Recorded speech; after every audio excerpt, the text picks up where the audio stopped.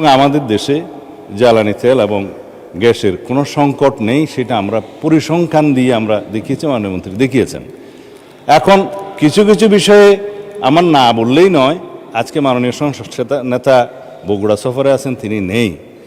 তার প্রত্যক্ষ নির্দেশনায় দেশবাসীর সুবিধার্থে যাতে দ্রব্যমূল্য বৃদ্ধি না হয়, জনজীবনে কোনো দুর্ভোগ না আসে, সেজন্য আমরা একটা টলারেবল মাত্রা পর্যন্ত এই জ্বালানি তেল এবং গ্যাসের মূল্য বৃদ্ধি হতে দেই নাই। সেটা মাননীয় প্রধানমন্ত্রীর নির্দেশনায়।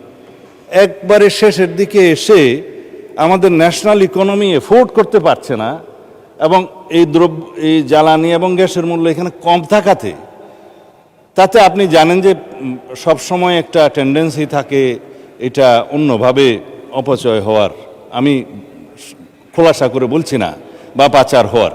সেটা বন্ধ করার জন্য, একটা ডিসিপ্লিনে আনার জন্য আমরা জ্বালানি তেলের কিঞ্চিত মূল্য বৃদ্ধি করতে বাধ্য হয়েছে সরকার। তা এখন এই বিষয়ে কোনো সংকট নেই।